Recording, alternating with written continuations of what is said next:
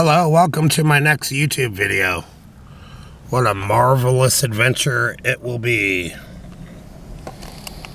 All these figures are copyrighted and owned by various companies. Even the cigarettes are owned by someone. Batman certainly is. Someone made that castle. But ownership is 9/10 of the law. And I own a copy of Chainmail from a free PDF. Rules for Medieval Miniatures by Gary Gygax, who is now dead, and Jeff Perrin, whoever the hell he is. Oh, I said hell on YouTube. Is that a bad word? I don't know. 3rd edition. Published by Tactical Studies Rules. Price $5. Alright. Today, I want to read the introduction. And you can see on the sides here, I write all over the pages. I'm drawing maps. Okay, let's see. The next page. Hey, man.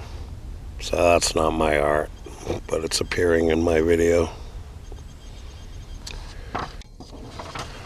Okay, table of contents.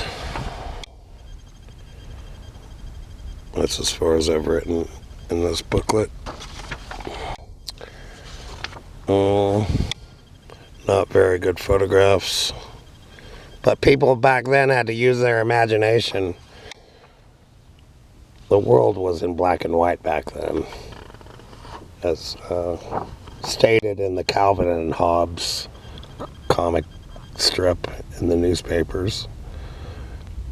Introduction. Games based on warfare have interested men for centuries, as such games as checkers and chess prove. The latter games are nothing less than the warfare of the period in which they were developed, abstracted and stylized for play on a board. Chess is so abstracted that it is barely recognizable as a war game. At the other end of the spectrum, and of much more modern invention, are military miniatures. By use of figures scaled down to an inch or two in size, the players more realistically simulate warfare and are not tied to a stylized board. Miniature warfare allows the combatants to have a never-ending variety of battles over varying terrain, even refighting historic actions involving tremendous armies.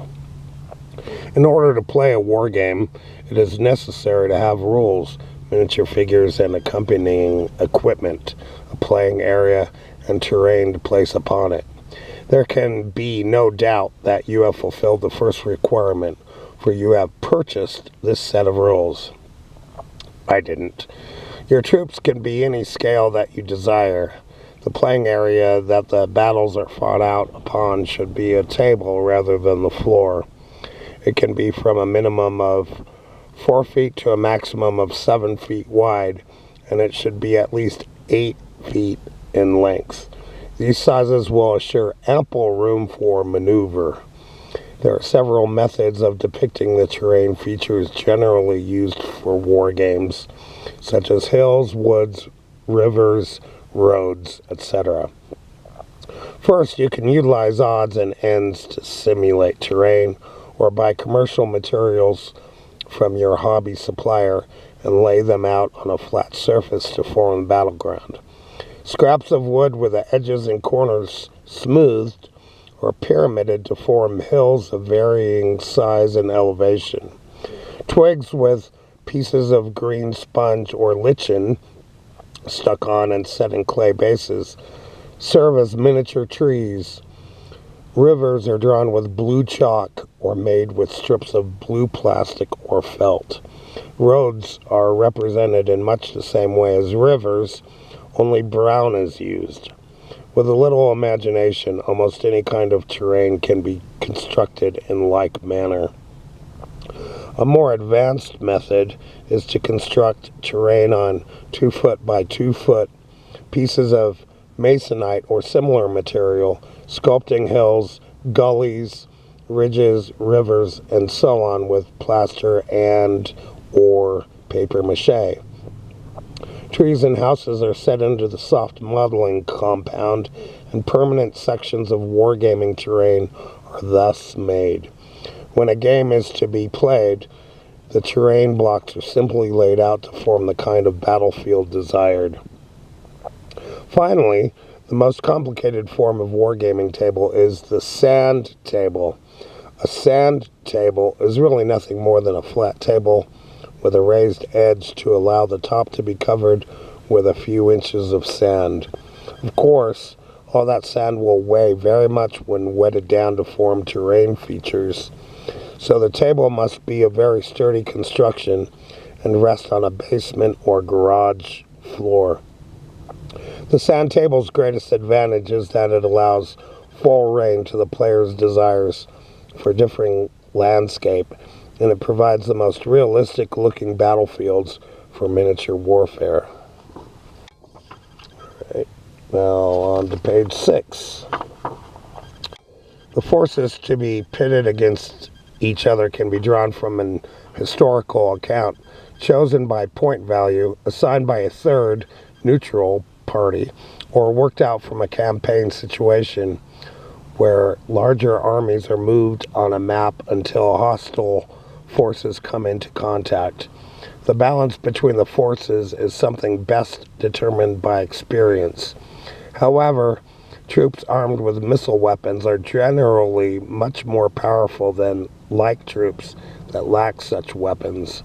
Armored men are usually better than troops without protection, although they may move more slowly. Trained pikemen are more than a match for any but an army that has either equally armed fighters or numerous missile troops. A table of point values appears in these rules, and you will find it helpful in selecting balanced forces. Playing ability and terrain must also be taken into consideration, however. If, for example, the better player is to receive a 300-point army, it might be wise to allow his opponent to select 50 additional points worth of troops in order to balance the game. Similarly, if one player decides the kind of terrain the battleground is to be composed of, or the historic terrain favors one side, the side with such a terrain advantage should probably have a considerably weaker army. As the men are scaled down in size, so is the field of combat. Therefore, a move of a few inches on the tabletop will represent a march of 10 times as many yards for our small campaigners. They move and they fight in miniature. The players order their formations about, just as medieval military commanders did, and much more efficiently in all likelihood, for a number of rather obvious reasons. But the proof of the opponent's ability only comes in combat situations. Here, each figure will do only as well as its known capabilities foretell, with allowances for chance factors which affect every battle, such as dice throwing in miniature warfare. The different kinds of troops fight in relation to each other kind. Given normal probabilities, a body of horsemen will always defeat a like number of footmen, excluding pike-armed troops. But a small chance that the footmen will somehow triumph remains, and that chance is reflected in the combat tables employed. Note that should the infantry manage to surprise the horsemen by attacking from the rear or flank, they have a much improved chance of winning the combat, or melee. Thus, while movement is scaled to size and a set time period during which scale movement takes place, combat is based on the historically known capabilities of each particular kind of fighting man, and then expressed as a dice rolling probability in relation to like and differing types of soldiers. A close simulation of actual combat is thereby attained. while a pawn can always take a knight in a chess game, a similar situation will seldom occur in miniature warfare, but the knight cavalry just might fail to take the pawn infantry when the battle is fought in miniature. In addition, the mental and physical condition of the men, their morale, is taken into consideration in this game.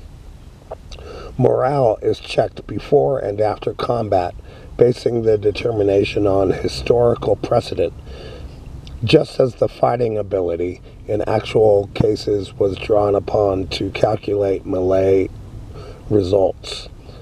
A loss of heart is at least as serious as a defeat in combat, and perhaps more so, for most battles are won without the necessity of decimation of the losing side. Finally, how is it determined when the battle is over and one side awarded the laurels of victory? As with all facets of miniature wargaming, it is up to the parties concerned.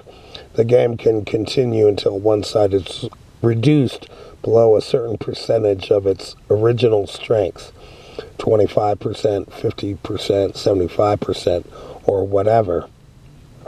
The battle can be continued until one opponent has driven his enemy completely off the battlefield, or the players can assign set values to certain terrain features and troop types, keeping count of gains and losses for a set number of turns, the winner being the side with the greatest number of accumulated points.